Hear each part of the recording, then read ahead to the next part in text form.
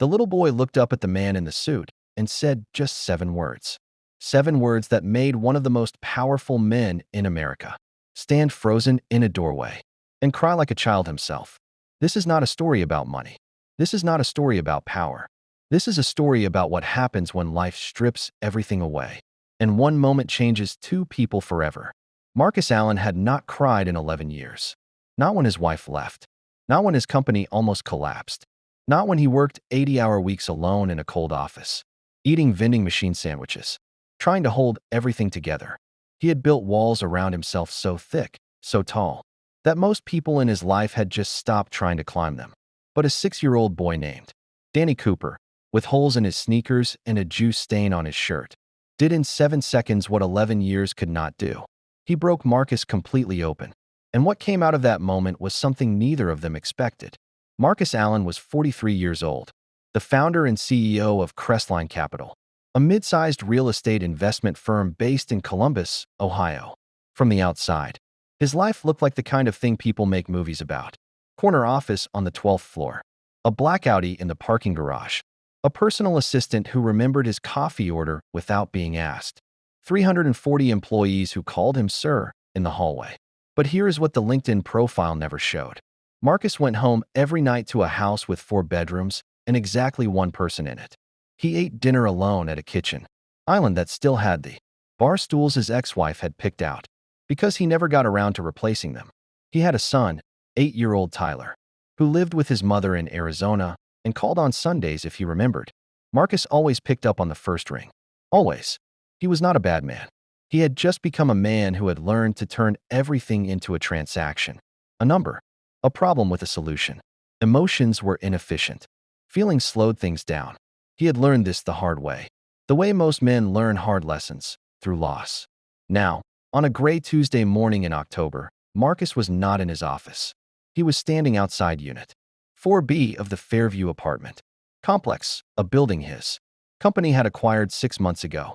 He was there because 4B was 3 months behind on rent. He had the paperwork in his hand. His property manager had already sent 2 notices. Today was supposed to be a simple site visit.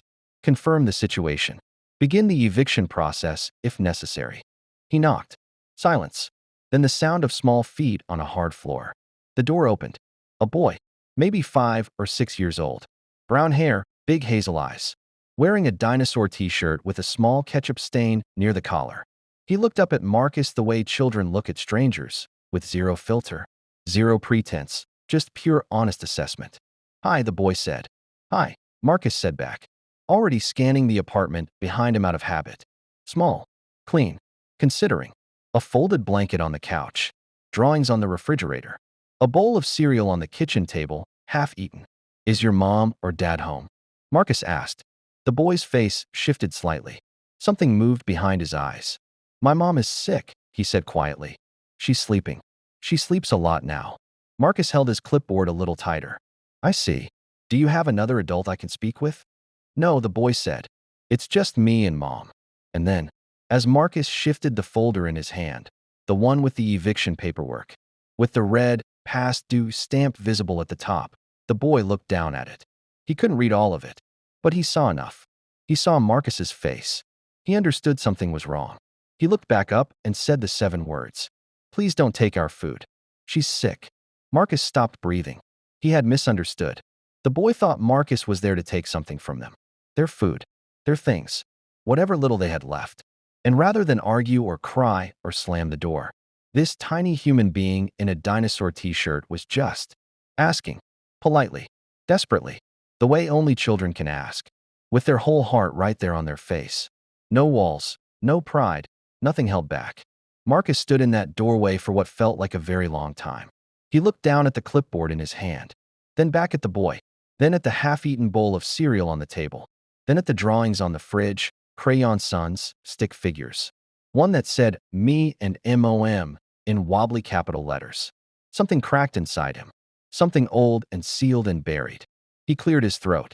"What's your name, buddy?" "Danny." "Danny. I'm Marcus." He crouched down to eye level. "I'm not here to take your food." "Okay. That's not why I came." Danny studied him carefully. Children are the best lie detectors in the world. After a moment, he gave a small nod. Can I ask, how long has your mom been sick? Since summer, Danny said. She has something in her blood. The doctors have a big name for it, but I can't say it right. She can't work anymore. He said it the way children say hard things. Matter-of-factly, because they haven't yet learned to be ashamed of the truth. We had money before, but then the medicine cost a lot, and then there wasn't money. For the rent too. Marcus sat down on the hallway floor. He did not plan to do this. He just did it. Suit pants on a linoleum floor. Back against the doorframe. Looking at this kid who had just explained an entire family's collapse in 4 sentences. Is there anyone who helps you? Family? Friends? Danny shook his head. Grandma is far. Mom calls her sometimes and tries not to cry, but I can hear her anyway. Marcus put the clipboard face down on the floor beside him. He thought about Tyler. About the Sunday phone calls. About how he always picked up on the first ring. About how Tyler was 8 years old and growing up in Arizona and probably had no idea how much his father waited by the phone every single week just to hear his voice for 12 minutes. He thought about his own mother, who had gotten sick when Marcus was 9, who had worked 2 jobs while doing chemotherapy, who had never once let him see her scared, who had held the whole thing together with both hands until she couldn't anymore. He had not thought about her in years. He had gotten very good at not thinking about things that hurt. Danny was staring at him. You okay, mister? Marcus laughed. A real laugh. Short and surprised. Yeah, kid. I'm okay. He stood up and straightened his jacket. Hey, can I meet your mom? Just for a second. I want to talk to her about something. Danny thought about this. She's tired. I know. I'll be quick. And I'll be quiet. Danny considered him with those big hazel eyes one more time. Then he stepped back and opened the door wider. Her name was Sarah Cooper. She was 31 years old, and she looked like someone who had been fighting something invisible for a very long time. She was sitting up in bed by the time they reached the doorway. Danny had gone ahead to warn her.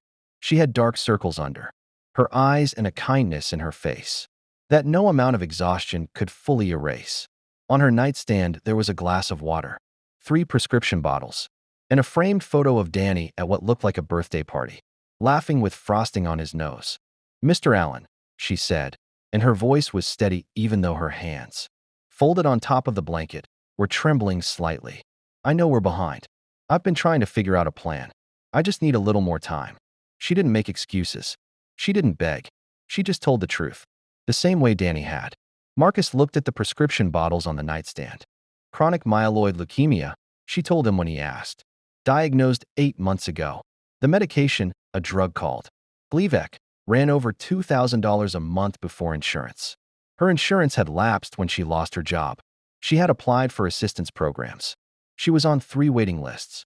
$2,000 a month for medicine. 3 months behind on rent. A 6-year-old son eating half a bowl of cereal for breakfast. Mrs. Cooper, Marcus said. He paused. He was not a man who said things he didn't mean, so he took his time. I came here today for one reason. I'm going to leave here doing something completely different. He called his assistant from the hallway while Danny showed him his dinosaur collection. He made 4 phone calls in 20 minutes. One to his property manager. The eviction process was done. Finished, never to be mentioned again. One to his company's legal team about setting up an emergency assistance fund, something they had talked about for 2 years and never actually done. One to a contact at the Ohio Department of Insurance to fast-track a Medicaid review for Sarah's case. And one to his personal accountant. He did not announce any of this. He did not make a speech. He just did it the way he did everything, efficiently, completely, without half measures. When he came back inside, Danny had lined up 7 plastic dinosaurs on the coffee table and was explaining each one with the seriousness of a university professor. This one's a brachiosaurus. He's the tallest, but he's not mean. He just eats plants. Smart guy, Marcus said, sitting down on the edge of the couch. Do you have kids? Danny asked. Marcus was quiet for a second. I have a son. His name is Tyler. He's 8. Does he like dinosaurs? I actually don't know, Marcus said slowly. And the honesty of that hit him like cold water. He didn't know. He had no idea what Tyler was into right now. What his favorite thing was. What made him laugh. He had been so focused on building things, companies, portfolios, profit margins, that he had somehow missed the part where his son became a person. You should ask him, Danny said simply. Kids like when you ask them stuff. Marcus looked at this 6-year-old boy. This kid with holes in his sneakers, who was protecting his sick mother and hosting a dinosaur lecture and giving parenting advice to a CEO without even knowing it. You're right, Marcus said. I will. Before he left, he stopped at Sarah's bedroom doorway one more time. I've made some arrangements, he said. Your rent is handled through the end of next year. There's also a resource coordinator who will call you tomorrow morning. She works with families, navigating medical costs, and she has a good track record with exactly your type of case. I can't promise everything gets fixed, but I can promise you won't be doing this alone anymore.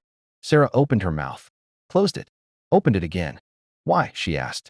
Not ungratefully, just genuinely needing to understand.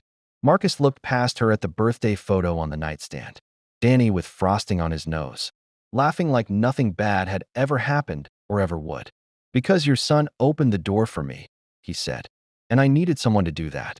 He drove home that evening and sat in his kitchen for a long time. Then he picked up his phone and dialed Tyler's number. Not Sunday, not his scheduled call, just Tuesday night, just because. It rang 3 times. Dad, hey buddy. Marcus leaned forward on the kitchen island. Hey, random question. Do you like dinosaurs? A pause. Then, surprised and pleased. Yeah, Dad, I love dinosaurs. Did you know a T-Rex had arms too short too? Marcus closed his eyes and smiled. He listened for 45 minutes. Over the following months, the Crestline Community Assistance Fund quietly helped 11 families in similar situations, medical emergencies, unexpected job losses, single parents barely holding the line. Marcus never put his name on a press release about it. He just did it.